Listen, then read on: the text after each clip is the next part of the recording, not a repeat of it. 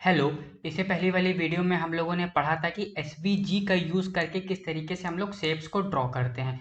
आज हम लोग इस वीडियो में पढ़ेंगे कि जिन शेप्स को हमने एसवीजी का यूज़ करके HTML5 में क्रिएट किया था उन शेप्स को एनिमेट कैसे करते हैं। देखो, एनिमेशन एक बहुत ही ज़्यादा इंटरेस्टिंग टॉपिक है। बहुत से लोगों को इसमें बहुत ही ज़्यादा इंटरेस्ट होता है और बहुत से लोग कहते हैं कि ये बहुत ज़्यादा डिफ़िकल्ट टॉपिक है, हमसे तो एनिमेशन होगा ही नहीं।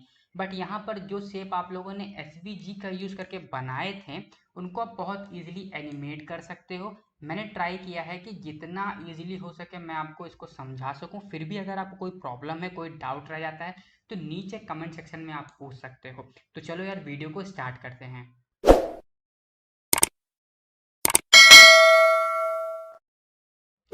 Animation in HTML by using SVG. देखो, इससे पहले हम लोगों ने कई सारे शेप्स को क्रिएट किया था एसवीजी का यूज करके, जैसे कि रेक्टेंगल, सर्कल, इलिप्स।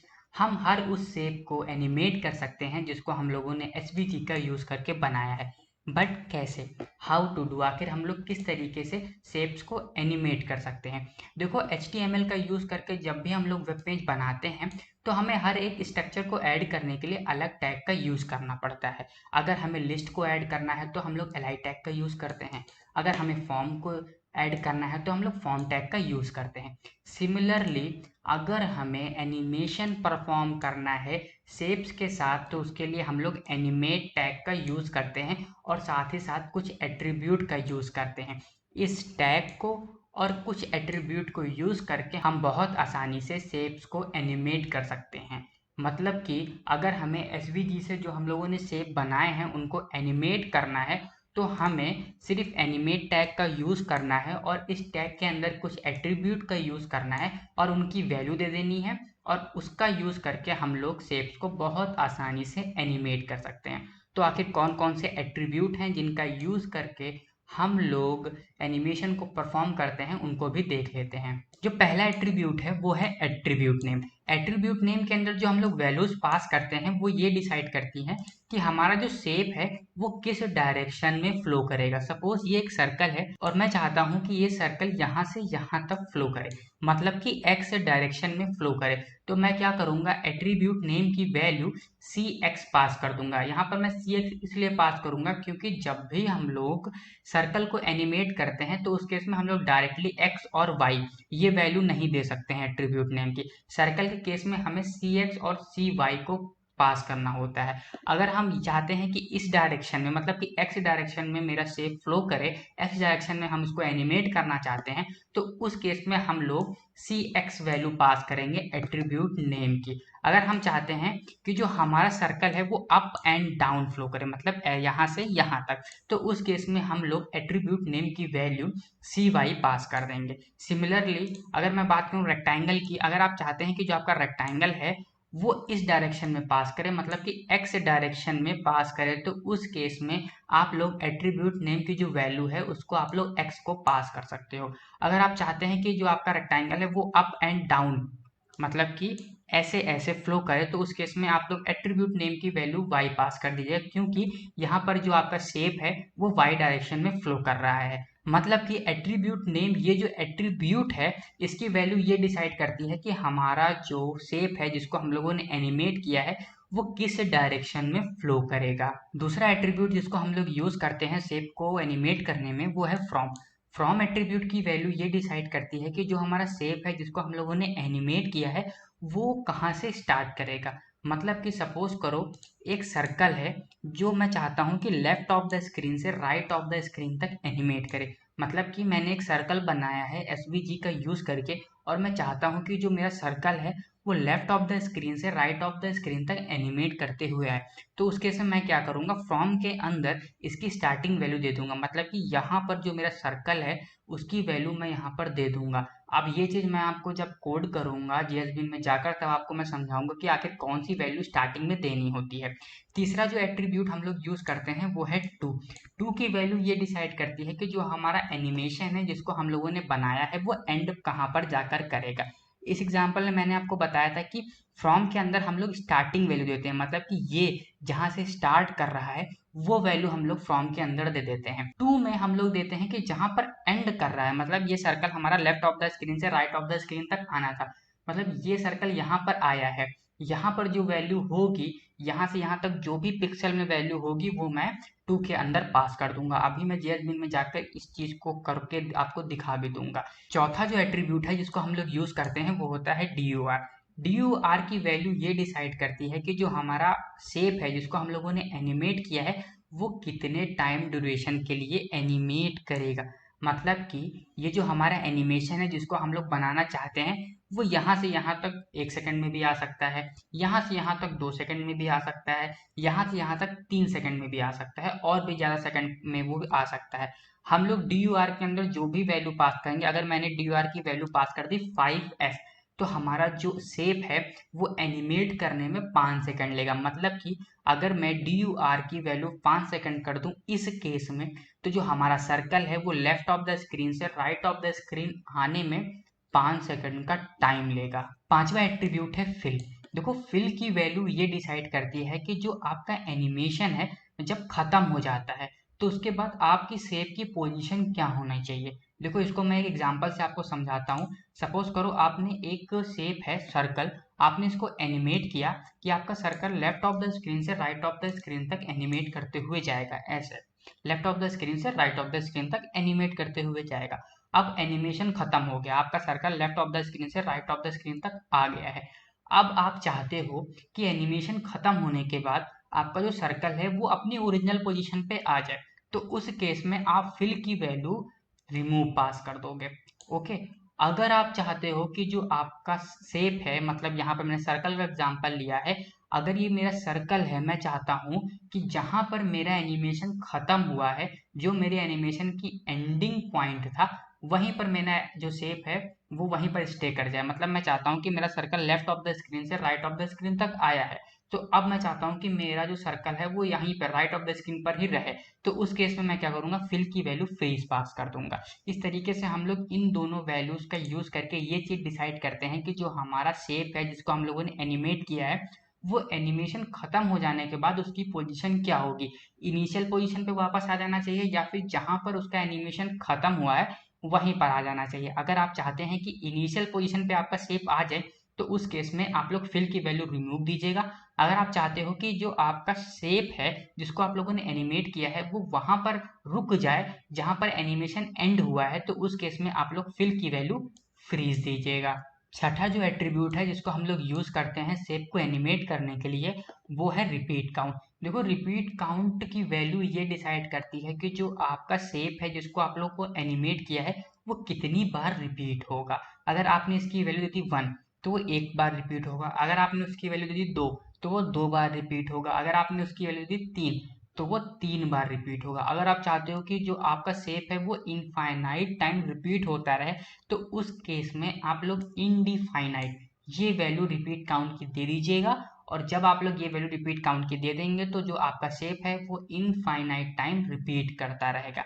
तो ये थे कुछ एट्रीब्यूट जिनको हम लोग एनिमेट टैग के अंदर यूज करते हैं और यूज करके शेप को एनिमेट करते हैं। अब चलो हम लोग कुछ शेप को एनिमेट करते हैं और जो भी हम लोगों ने पढ़ा था उसको इम्प्लीमेंट कैसे करते हैं वो समझते हैं। इसके लिए मैं jsbean.com का यूज करूंगा, तो चलो गूगल क्रोम पे jsbean को मैं ओपन कर लेता हूँ।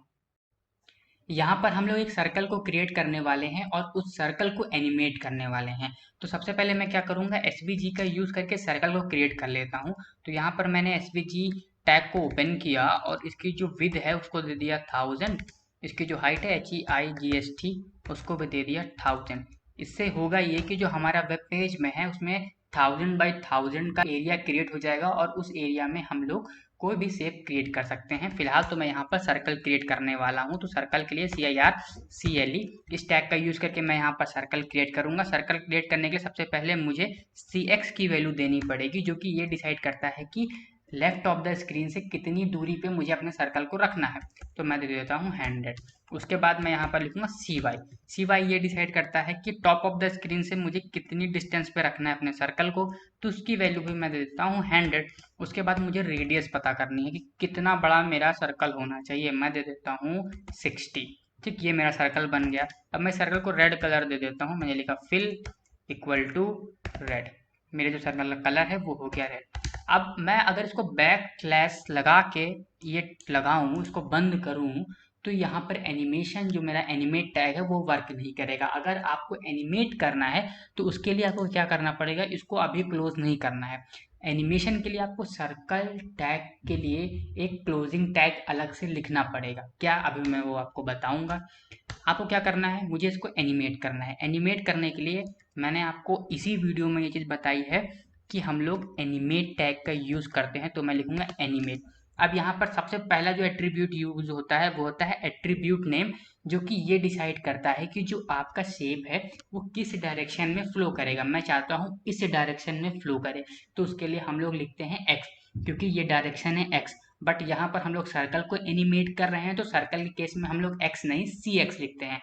तो मैं सबसे पहले एट्रीब्यूट लिख देता हूँ। एट्रीब्यूट है एट्रीब्यूट नेम, ATTRIBUTENAME, नेम का एन कैपिटल होता है इस केस में। यहाँ पर मैंने दे दिया सी एक्स। इससे होगा ये कि जो हमारा ये सर्कल है वो इस डायरेक्शन में फ्लो करेगा। अब मुझे जो दूसरा लिखना है फ्रॉम। फ्रॉम मतलब जो हमारा सर्कल है वो किस डायरेक्शन में फ्लो करेगा, तो उस केस के लिए फ्रॉम की वैल्यू मैं यहाँ पर दे देता हूँ 100, क्योंकि जो मेरा सर्कल है वो प्रेजेंट टाइम में लेफ्ट ऑफ द स्क्रीन पे 100 वैल्यू पे है। सी एक्स क्या डिसाइड करता है कि जो आपका सर्कल है वो लेफ्ट ऑफ द स्क्रीन से कितनी डिस्टेंस पे होगा, तो यहाँ पर मैंने वही जो मेरी सी एक्स की वैल्यू है वो मैंने फ्रॉम में पास कर दी। अब मैं चाहता हूँ मेरा सर्कल यहाँ से यहाँ तक आए, तो उसके लिए मुझे जो 2 की वैल्यू है उसको फिल करना पड़ेगा। 2 में मैं दे देता हूँ 300। ठीक, अब 300 कहाँ तक जाएगा ये मुझे नहीं पता। अब यहाँ पर जो चौथा एट्रीब्यूट यूज होता है वो होता है D U R. D U R के अंदर हम लोग टाइम फिल करते हैं कि जो हमारा एनिमेशन है वो कितने टाइम के लिए परफॉर्म होगा। मैं चाहता हूँ कि 3 सेकंड के लिए हमारा एनिमेशन परफॉर्म हो। ये देखो मेरा सर्कल अब 3 सेकंड के लिए यहाँ से यहाँ तक चलने लगा। चौथा जो यहाँ पर हम लोग एट्रीब्यूट यूज करने वाले हैं वो है फिल। फिल ये चीज डिसाइड करता है कि जो हमारा सर्कल है, जो हमारा शेप है, वो एनिमेशन एंड करने के बाद उसकी पोजीशन क्या होगी। अगर मैं फिल की वैल्यू दे दूं फ्रीज, FREEZE, अगर मैंने फिल की वैल्यू दी फ्रीज, तो होगा ये कि जब हमारा एनिमेशन कंप्लीट होगा तो जो हमारा शेप है वो उसी पोजीशन पे आके स्टे कर जाएगा जहां पे उसने एंड किया है। अगर मैं इसकी वैल्यू दे देता हूँ रिमूव, अगर मैं इसकी वैल्यू देता हूँ रिमूव, तो होगा ये कि जो हमारा सर्कल है, जो हमारा शेप है जिसको हम लोगों ने एनिमेट किया है, वो वापस उसी पोजीशन पे आ जाएगा जहां से उसने स्टार्ट किया था। तो मैं चाहता हूँ कि जहाँ पे उसने एंड किया है हमारा जो शेप है, मतलब ये सर्कल, ये वहीं पर रहे। तो उस केस में मैं इसकी वैल्यू देता हूँ फ्रीज, FREEZE। उसके बाद मैं चाहता हूँ कि जो मेरा ये शेप है, इसका जो एनिमेशन है वो रिपीट होता रहे। तो इसके लिए हम लोग जो एट्रीब्यूट का यूज करते हैं वो होता है repeat count, REPAT, repeat count, COUNT, count, जिसमें सी की जो सी है वो कैपिटल लेटर में लिखा जाता है। अब मैं दे देता हूँ 2, तो जो मेरा ये एनिमेशन है वो 2 बार होगा। अब मैं इसको क्या करता हूँ, बैक स्लैश लगा के कर देता हूँ एंड, और यहाँ पर सर्कल टैग को कर देता हूँ क्लोज, CIRCLE। अगर आप सिर्फ शेप बनाओ तो आपको क्लोजिंग टैग की जरूरत नहीं पड़ेगी, आप डायरेक्ट यहाँ पर बैक स्लैश लगा के इसको क्लोज कर सकते हो। बट अगर आप एनिमेशन करना चाहते हो, एनिमेट टैग का यूज करना चाहते हो, तो उस केस में आपको इस सर्कल टैग को क्लोज करना होगा। अब मैं क्या करूँगा, SVG टैग को भी क्लोज कर देता हूँ, SVG, इस टैग को भी मैंने क्लोज कर दिया। अगर आप चाहते हो कि जो आपका ये शेप है वो इनफाइनाइट टाइम रिपीट करता रहे, तो उसके लिए हम लोग इनडिफाइनाइट, रिपीट काउंट की वैल्यू इनडिफाइनाइट दे देते हैं। मैं अगर करके दे दूं इनडिफाइनाइट, NIT, तो होगा ये कि जो मेरा ये एनिमेशन है वो चलता रहेगा चलता रहेगा चलता रहेगा, इनफाइनाइटली चलता रहेगा। तो अगर आप हमेशा इनफाइनाइट टाइम के लिए एनिमेशन परफॉर्म करना चाहते हैं तो आप रिपीट काउंट की वैल्यू इनफाइनाइट दे सकते हैं। इस तरीके से हम लोग शेप को एनिमेट करते हैं। अगर आपको सर्कल बनाना है तो सर्कल के लिए भी हम लोग ये काम कर सकते हैं। ये मैंने नोट्स में ही दे दिया है। सबसे पहले हम लोगों ने एसवीजी का यूज़ करके रेक्टेंगल को क्रिएट कर लिया, जिसके लिए हम लोगों ने रेक्ट टैग को ओपन किया, विड्थ दे दी, हाइट दे दी। ये रेक्टेंगल कैसे बनता है मैंने इससे पहले आपको बता रखा है वीडियोज़ में। उसके बाद हम लोगों ने क्या किया, एनिमेट टैग को ओपन किया, एट्रीब्यूट नेम की वैल्यू एक्स पास कर दी। रेक्टेंगल के केस में हम लोग सी एक्स सी वाई नहीं, एक्स और वाई लिखते हैं। मतलब कि जो हमारा रेक्टेंगल है वो एक्स डायरेक्शन में फ्लो करेगा। उसके बाद हम लोगों ने क्या किया, कहाँ से स्टार्ट होना है वो फ्रॉम की वैल्यू दे दी, कहाँ पे एंड करना है वो टू की वैल्यू दे दी, कितने ड्यूरेशन होना चाहिए, कितने टाइम के लिए हमारा एनिमेशन परफॉर्म होना चाहिए वो डी की वैल्यू दे दी, फिल की वैल्यू दे दी, रिपीट काउंट की वैल्यू दे दी। और इस तरीके से हम लोग अपने रेक्टेंगल को भी, जो हमारा शेप है रेक्टेंगल, उसको भी हम लोग एनिमेट कर सकते हैं। और काफ़ी कूल हम लोग एनिमेशन कर सकते हैं। ये तो एक सिंपल एनिमेशन था। अगर मैं इसको यहाँ से कॉपी करूँ, एसवीजी, मैं ये कॉपी करता हूँ और इसको करता हूँ यहाँ पर पेस्ट, और यहाँ पे सी एक्स की जगह मैं कर देता हूँ सी वाई। तो देखो क्या होगा, ये जो मेरा सर्कल है वो कुछ इस तरीके से एनिमेट करेगा। मतलब आप सिर्फ इस टेक्निक का यूज़ करके, थोड़ा सा पढ़ के और इसमें थोड़ा सा रिसर्च करके, आप इसका यूज़ करके बहुत अच्छे अच्छे एनिमेशन क्रिएट कर सकते हो। बट आपको एक्सपीरियंस की ज़रूरत होगी। जितना आप इसको पढ़ेंगे, जितने ज़्यादा आप प्रैक्टिस करेंगे, आप उतने अच्छे एनिमेशन क्रिएट कर सकते हो। तो ये वीडियो यहीं तक थी, जिसमें मैंने आपको ये बताया कि आखिर किस तरीके से हम लोग शेप को एनिमेट करते हैं HTML के अंदर। अगर आपको कोई डाउट है तो आप वीडियो के कमेंट बॉक्स में पूछ सकते हो। और ये जो नोट्स हैं जिनका यूज़ करके मैंने आपको पढ़ाया है, इन नोट्स के डाउनलोडिंग का लिंक मैं आपको वीडियो के डिस्क्रिप्शन में प्रोवाइड कर दूंगा। आप वहाँ से इन नोट्स को फ्री ऑफ कॉस्ट डाउनलोड कर सकते हैं। तो चलो मिलते हैं नेक्स्ट वीडियो में।